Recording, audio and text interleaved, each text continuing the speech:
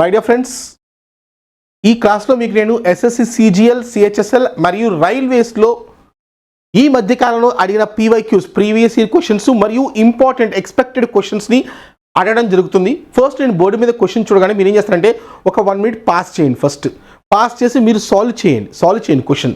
Solve చేసిన తర్వాత మీరు తర్వాత మీరు ఎక్స్ప్లెనేషన్ వినండి. నేను చెప్పిన మెథడ్ మీకు వచ్చిన ఆన్సర్ నేను అదే మెథడ్ మీరు చేశారా లేదా, టైం సేవ్ చేస్తారా లేదా, టైం చాలా ఎక్కువ తీసుకుంటారా. టైం మేనేజ్మెంట్ అనేది చాలా ఇంపార్టెంట్. ఆ టైం మేనేజ్మెంట్ ఈ సెషన్స్ ద్వారా తెలుసుకోవచ్చు. Okay, thank you all of you. Let's start the first question.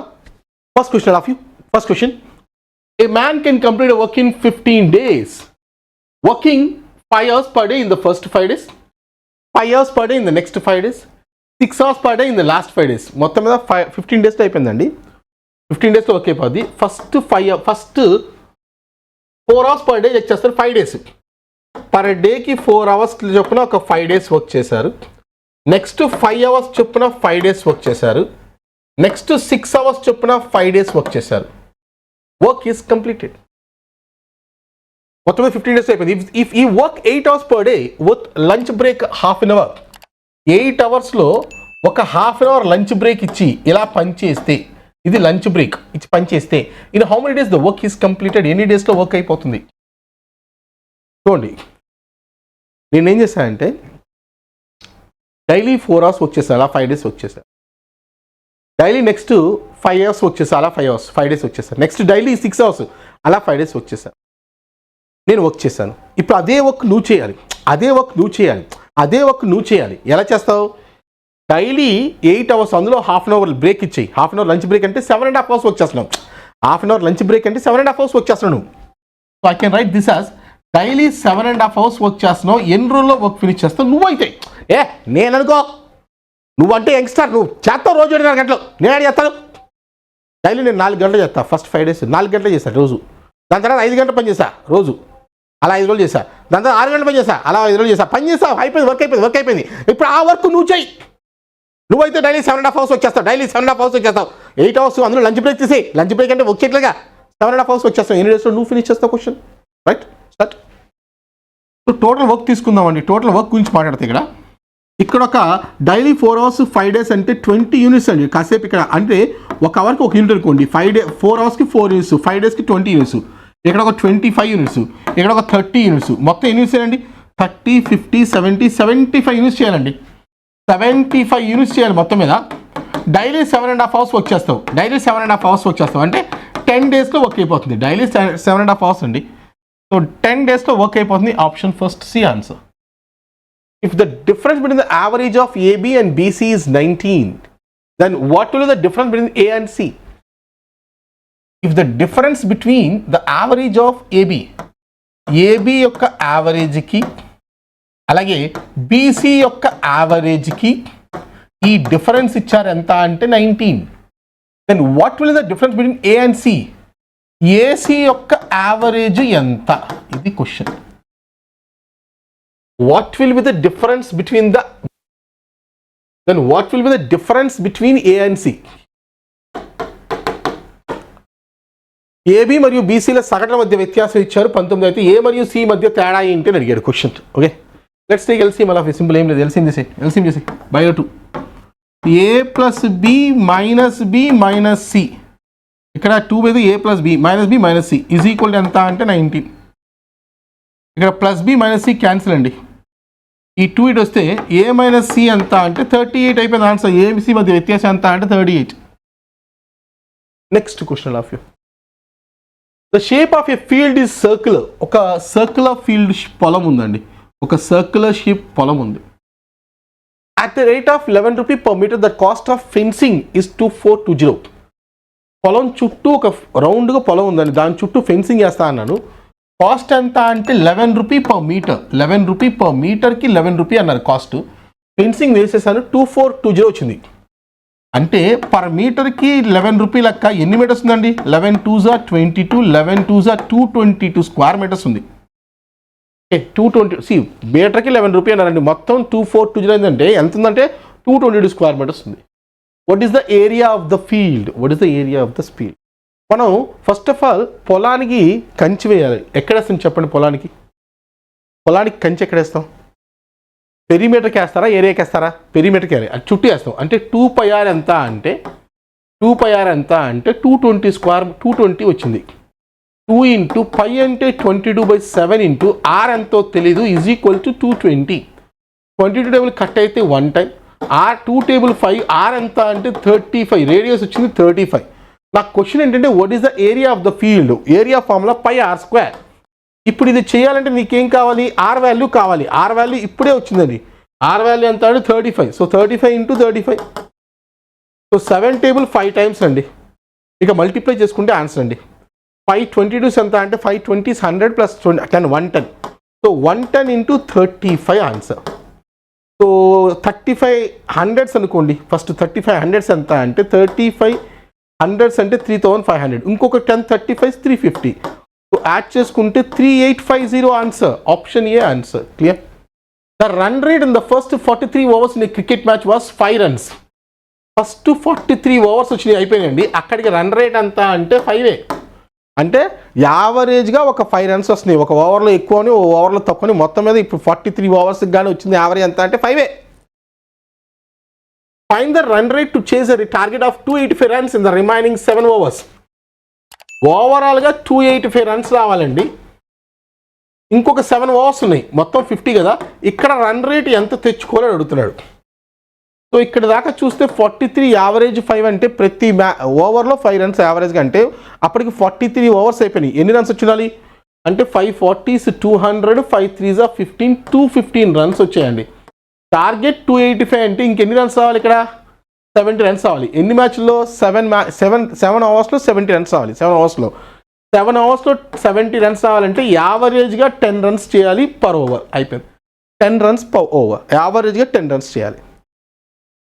Next question of you. Let x be the least number divisible by x అనే ఒక నెంబర్ ఉంది. అది 8 12 30 36 45 and also a perfect square. వీటన్నిటితో x అనేది వీటన్నిటితో divide అవ్వాలి.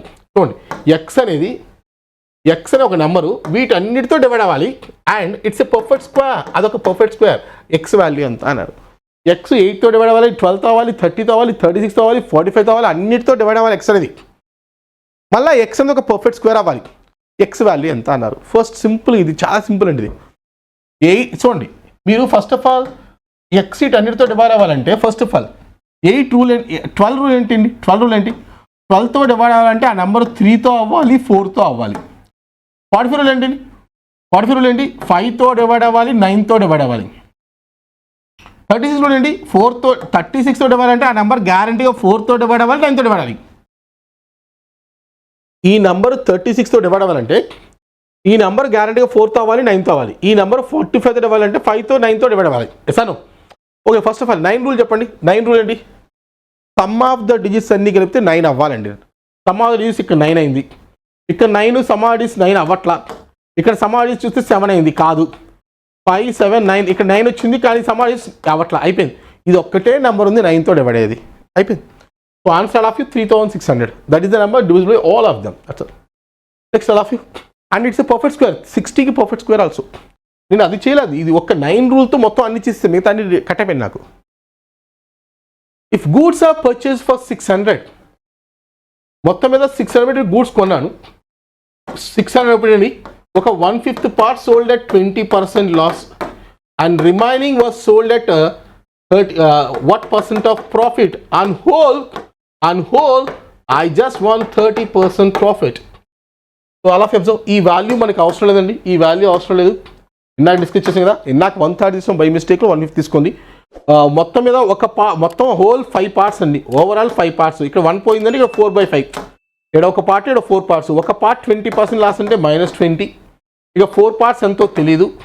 530. So ఓవరాల్గా 150 రావాలి. సో ఇదంతా అవ్వాలంటే 150 ప్లస్ రావాలంటే ఇక్కడ ప్లస్ 170 ఉండాలి. 170 20 సప్లై చేస్తే 150. So 4 of something is equal to 170. ఎంత అంటే 170/4. 4 4s of 16, 4 2s are 8 point 42 point రావాలి. 42.5 అనేది answer. Next question number 57. A milkman bought 45 liters of milk and 15 liters of water in it. A milkman bought 45 liters of milk and mixed 15 liters of water to it. If the price per liter mixture becomes 50, ఇప్పుడు litre cost ఎంత అంటే 50, then what was the cost of milk per liter starting ఎంత అన్నాడు. ఏదో simple చూడండి, ముందే ఇక్కడ point ఏంటంటే మిల్క్ ఉందండి, 45 లీటర్ ప్యూర్ మిల్క్ తెచ్చాను, దాంట్లో ఒక 15 లీటర్ వాటర్ యాడ్ చేస్తాను. ఇప్పుడు నాకు పర్ రేట్ ఎంత అంటే పర్ లీటర్ ఓవరాల్గా వాటర్ యాడ్ చేసిన తర్వాత పర్ లీటర్ ఎంత అంటే 50 అయింది, పర్ లీటర్ 50 అయింది. అసలు నేను ప్యూర్ మిల్క్ ఎంత కొనుక్కొచ్చాను, అది క్వశ్చన్. ఓకే, ఇప్పుడు చూస్తే మొత్తం ఎన్ని లీటర్స్ ఉన్నాయి నా దగ్గర, 45 + 15 60 లీటర్స్ అని కదా. ఈ 60 లీటర్స్ పర్ లీటర్ ఎంత అంటే 50 పడిందని చెప్పాను. ఇది నా investment, yes or no? Water free, జనరల్గా ఇదంతా ఫ్రీ. ఇది నా ఇన్వెస్ట్మెంట్ 60 లీటర్స్ అండి, లీటర్ 50 అంటే ఇది నా ఇన్వెస్ట్మెంట్. ఇక్కడ వాటర్ ఫ్రీ, ఈ ఇన్వెస్ట్మెంట్ ప్యూర్ మిల్క్ మీద పెట్టాను అంటే 45 లీటర్స్ మీద పెట్టాను. What is the cost of pure milk per litre question అయిపోయింది. 15 టేబుల్ 3 times, 15 టేబుల్ 4 times, 450 ఎంత అంటే 200/3, 3 6 are 18, 3 6 are 18, 2/3. సో మిల్క్ ఎంత అంటే 66.66. ఆప్షన్ డి అనేది answer. Option D answer. A solid cube of side 8 cm is dropped into a rectangular container of length 16, breadth 8 and height 15. ఒక rectangular container ఉందండి my friends, it's rectangular container. ఇది ఒక rectangular container ఉంది. A cube of side 8 centimeters dropped into a rectangular container of length 16, breadth 8, height 15, breadth 8, height 15, which is perfectly filled with water. If the cube is completely submerged, then the rise of water in the level. Okay, a solid cube of side 8 centimeters dropped into a rectangular container of length 16, breadth 8, height 15, which is partly filled with water. దీంట్లో ఏం చేశానంటే ఒక cube వేసాను, దీంట్లో కొంత water ఉన్నాయి. చూడండి, look all of you, దీంట్లో సమ్ వాటర్ ఉందండి. యాక్చువల్లీ దీంట్లో కొంత వాటర్ ఉంది, ఫస్ట్ ఇలా ఉంది. అయితే ఏం చేశానంటే నేను కొంత దాంట్లో ఒక క్యూబ్ వేసాను. ఐ విల్ షో యూ ఒక క్యూబ్ వేస్తున్నాను. చూడండి, ఇందులో ఒక క్యూబ్ వేసాను. ఓకే, ఈ క్యూబ్ వేస్తే ఇంతకుముందు వాటర్ ఇక్కడ దాకా ఉండేది. ఈ క్యూబ్ వేయడం వల్ల ఏమైంది, వాటర్ అనేది పెరిగిందా లేదా? వాటర్ పెరిగింది. Okay, what was the rise in the water level? ఆ వాటర్ లెవెల్ ఎంత పెరిగింది క్వశ్చన్. ఇప్పుడు ఇది వేయటం వల్ల ఈ వాటర్ లెవెల్ ఇంతకుముందు ఇక్కడికి ఉంది, ఇప్పుడు వాటర్ లెవెల్ పెరిగింది. చూడండి, వాటర్ లెవెల్ పెరిగింది. Yes or no? Water level పెరిగింది. ఎంత లెవెల్ పెరిగింది క్వశ్చన్. వాటర్ లెవెల్ ఎంత పెరిగింది? ఈ క్యూబ్ ఇందులో వేయటం వల్ల వాటర్ లెవెల్ పెరిగింది. Yes or no? ఏముంది, అది సింపుల్గా ఒక పని చేయి. అంతకుముందు చిన్నప్పుడు ఒక స్టోరీ చదువుకున్నావు, వాటర్ ఎక్కడో కుండలో ఉంటాయి, కాకేం చేస్తుంటే వచ్చి రాళ్ళేద్ది, వాటర్ పైకి వస్తే అది తాగిద్ది. అది ఎప్పుడో చిన్నప్పుడు స్టోరీ. అలాంటి కూడా అంతే, వాటర్ ఇక్కడ దాకా అనుకో, క్యూబ్ వేసావు, వాటర్ లెవెల్ పెరిగింది. ఆ పెరిగిన లెవెల్ ఎంత అన్నాడు క్వశ్చన్. అంటే ఆ పెరిగిన లెవెల్ ఎంత అంటే దీని వాల్యూమ్ ఎంతో అంత లెవెల్ పెరిగింది. Sir, so cube volume formula a cube అండి. ఆ పెరిగింది ఎంత అంటే rise in the water level. So length ఎంత అంటే 16, బ్రెడ్త్ ఎంత అంటే 8, ఆ హైట్ రైజ్ ఎంత అంటే హెచ్. ఆ హెచ్ పెరిగింది అనుకుందాం, అయిపోయింది. సో సైడ్ ఇచ్చారంత అంటే క్యూబ్కి సైడ్ 8 అండి. So 8 × 8 × 8 is equal to 16 × 8 × H. అయిపోయింది. 8 8 cancel, 8 table 2 times, 2 table 4 times. Rise ఎంత అంటే 4 ఆన్సర్. అయిపోయింది. Next question. The sum of the digits of a 2-digit number is 8. ఒక 2-digit నెంబర్ ఉందండి, వాటి యొక్క సమ్ ఆఫ్ ద డిజిట్స్ ఇచ్చారంత అంటే 8 అన్నారు. The difference with the number and the number form reversing digits అంటే XYకి YXకి ఈ డిఫరెన్స్ ఎంత అంటే 18. What is the difference with the digits of the number? ఈ Xకి Yకి డిఫరెన్స్ ఎంత? ఇది వెరీ సింపుల్ క్వశ్చన్. ఇది నెంబర్ సిస్టంలో మీకు చెప్పాను, ఒక సింపుల్ లాజిక్ చెప్పాను, చూడండి ఒకసారి. Guys, you take any one 2-digit number. ఒక 2-digit నెంబర్ చెప్పండి. 43 రివర్స్ చేయండి, 34 సబ్ట్రాక్ట్ చేయండి, 9. Okay, take one more 2-digit number 67 68 reverse చేయండి, 86 సబ్ట్రాక్ట్ చేయండి, 18. One more 2-digit number 41 reverse చేయండి, 14 రివర్స్ సబ్ట్రాక్ట్ చేయండి, 27. మీరు ఏదైనా 2-digit నెంబర్ తీసుకుని రివర్స్ చేసి సబ్ట్రాక్ట్ చేస్తే, you take any 2-digit number, reverse it's and subtract, ఆ రిజల్ట్ అనేది గ్యారంటీ 9తో డివైడ్ అయింది. చూడండి ఆ రిజల్ట్ అనేది గ్యారంటీ 9తో డివైడ్ అవుతుంది. మీరు ఏదైనా ఒక 2 డిజిట్ నెంబర్ తీసుకొని నీ ఇష్టం కావుంట్ కూడా నెంబర్ చెప్పు నెంబర్ చెప్పండి. ఓకే 61 రివర్స్ చేయి, 16 సబ్ట్రాక్ట్ చేయి, 45. ఈ రిజల్ట్ అనేది గ్యారంటీ 9తో డివైడ్ అయితే చెక్ చేసుకోండి. మీరు ఏదైనా ఒక 2 డిజిట్ నెంబర్ తీసుకుని రివర్స్ చేసి సబ్ట్రాక్ట్ చేస్తే 9తో డివైడ్ ఎన్నిసార్లు డివైడ్ ఒక్కసారి డివైడ్. అదే డిఫరెన్స్ ఆఫ్ 4,3. 9తో డివైడ్ ఎన్నిసార్లు 2 టైమ్స్. డిఫరెన్స్ ఆఫ్ 8, 6 ఎంత అంటే 2. 9తో డివైడ్ చేయండి 3 టైమ్స్. డిఫరెన్స్ ఎంత అంటే 3. 9తో డివైడ్ చేయండి 5 టైమ్స్. డిఫరెన్స్ ఎంత అంటే 5. ఇప్పుడు XY డిఫరెన్స్ ఎంత సింపుల్. 9తో డివైడ్ చేయి ఎన్నిసార్లు 2 టైమ్స్. XY డిఫరెన్స్ ఎంత అంటే 2. Answer option C. Clear? Sir question number 60 all of you. 3 years from now Panna age will be 4 years. 3 years from now ఇప్పటి నుంచి ఒక 3 years తర్వాత Panna age will be 4 years less than, ఒక 4 తక్కువ ఉంది. దేనికన్నా 3 times ద యుజీస్. 3 times ఆఫ్ యుజీస్ ఏజ్ కన్నా ఒక 4 తక్కువ ఉంది. ఎప్పుడు 3 years తర్వాత. Sum of the present ages of Panna and యుజీస్ ఎంత అంటే 54. What is the present age of Panna? Okay సింపుల్గా ఆప్షన్ తీసుకుని చేసి ఆప్షన్ తీసుకో, ఏదో ఒక ఆప్షన్ తీసుకుని చేస్తూ సింపుల్గా ఆప్షన్ తీసుకో. పన్నా 36 అనుకున్నా అండి. 36 అనుకుంటే సమ్ 54 అవ్వాలి. ఎంత అవ్వాలి? యూజీస్ ఎంత అవ్వాలి? 36లోంచి 20 యాడ్ చేస్తే 56 అయింది. 18 అవుతుందండి. 18 36 ఇది 36 అనుకుంటే ఇది 18. 3 years from now అంటే ఇంకో 3 years యాడ్ చేసుకోండి. 39 అవ్వాలి. Okay 3 into E. 3 years తర్వాత ఇక్కడ ఏం అవుతుంది? 3 years తర్వాత 21 అవుతుంది. 3 into 21 minus 4.